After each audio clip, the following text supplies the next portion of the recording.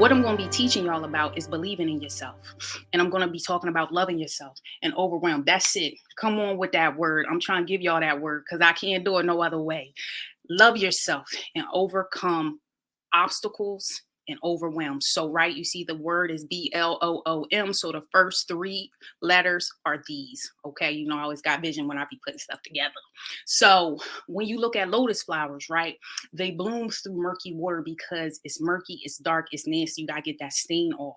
Until you recognize that you must get the stain off, you will not be able to bloom. Until you understand what's on the inside of you, you will not be able to shine. If you want to be confident and you want to have mindfulness and you want to be fulfilled, you have to learn how to bloom exactly where you are, because that lets you know that where I am today is where I'm meant to be today. Because sometimes we live so far in the future and it causes us anxiety. And then we keep looking back and turn into last wife and you depressed.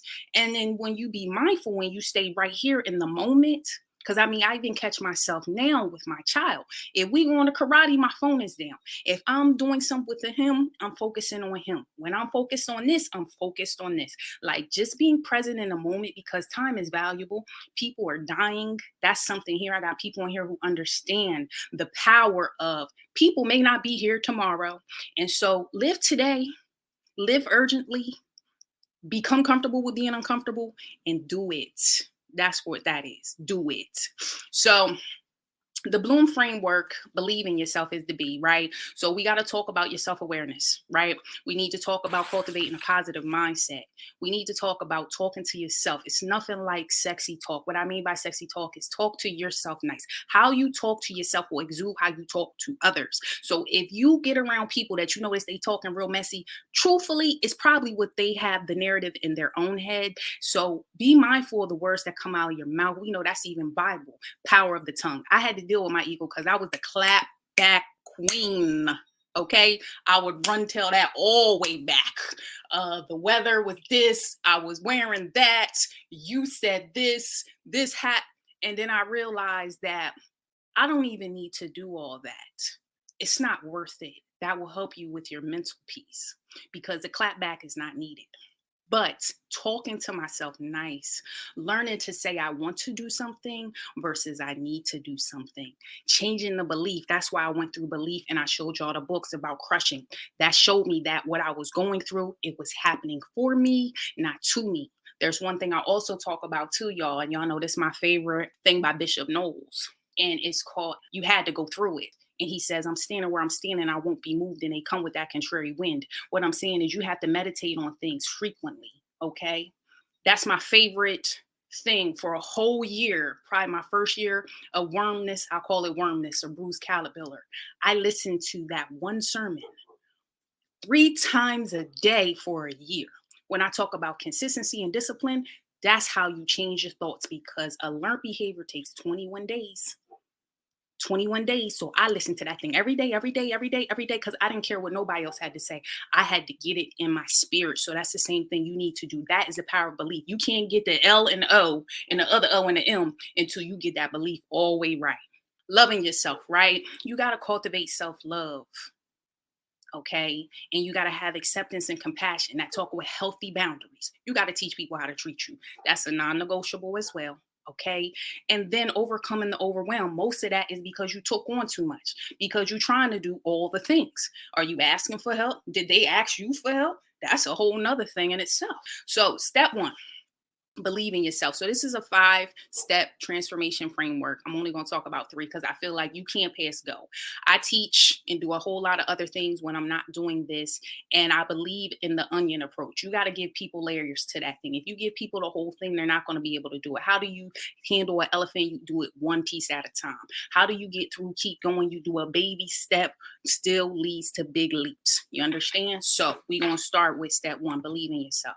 Then we're going to go into love yourself. And then we're going to talk about overwhelm and obstacles. Okay. So believing in yourself. You already see I went and y'all are hitting my chat up. What you need to do for believing in yourself, like we said, speak affirmations over yourself daily. You understand? And so somebody asked me previously in an email, so I'm going to read this real quick. It's a blog post I caught, and it's called Believe in Yourself. And so it starts from within you. But I'm going to read these over you because I feel like sometimes when you can't speak them over yourself, you need people that's going to speak it over you. There's also about affirmations, but I thought it was so good because sometimes when you don't have time to speak it over yourself, it will help you to just check in, because that's what mindfulness is too, checking into where you are with your thoughts. So I'm gonna read what my favorite ones are. Okay, so it's a quick 20, but I'm gonna run them down real quick. Be better, not bitter. Don't be like Lot's wife out here in these streets. Dust off offenses. I see LaTorsha in the chat. You know what I mean? We don't take that dirt with us. You dust that off that fence and you shake your shirt off and you keep going. Move onward and forward into your vision, into your purpose, because you're a what? Giraffe in these streets. Stay in my lane and drive my own car of thoughts and actions. I just got in somebody's kitchen there. Why you worry about their thoughts and actions? You cannot control what they think or what they do. I just freed somebody with that one.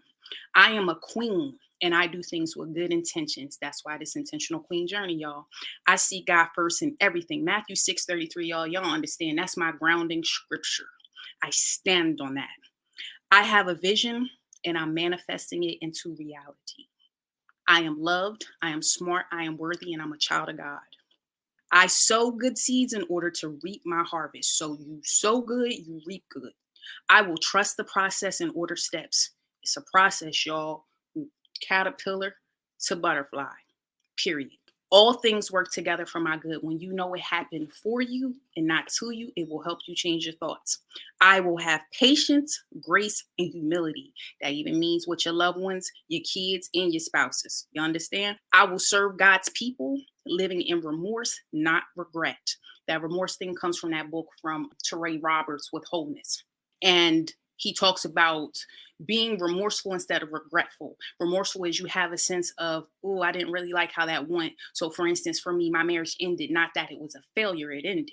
There's a difference. And so when you accept things, right, when you go through stages of grief, I have people in here who recently lost loved ones. The last stage of grief is acceptance. And so remorse, when he talks about it, is that stage of acceptance. You have to get to a point that you just accept it is what it is and keep pushing. I will create circles and tribes that are like-minded to my goals in life.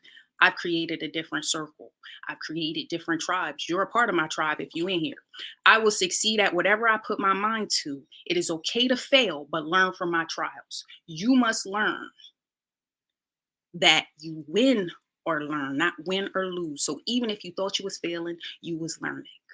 And you can't get to your next step if you never try. So for me, this is the first masterclass. The technology was trying to come from me, y'all, but I still was going to come up and serve. Okay. So next time I'm going to fix that. But here we go. God will use my enemies as footstools. I'm going to pray for them. I'm going to bless them on and I'm going to forgive them, because when you hold on to bitterness, it make you sick. You understand? It make you sick. Ain't no need to be bitter. We out here trying to be better. I'm going to create healthy boundaries and a lifestyle. So lifestyle for me was mindfulness, exercise, getting my health right. Boundaries for me is teaching people how to treat me, stop people pleasing, and stop trying to do the most. I will be fruitful and all my needs will be met in Jesus' name. When you know that God has the final say and he will provide, I'm trying to tell you. And the last one was, I will walk in my purpose and remain in a grateful, peaceful state of mind.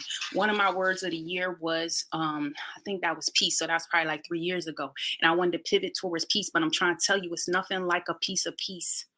It's nothing like a piece of peace. It look on you different. When y'all look at my before and after pictures, you see no peace and you see peace. It's nothing like it.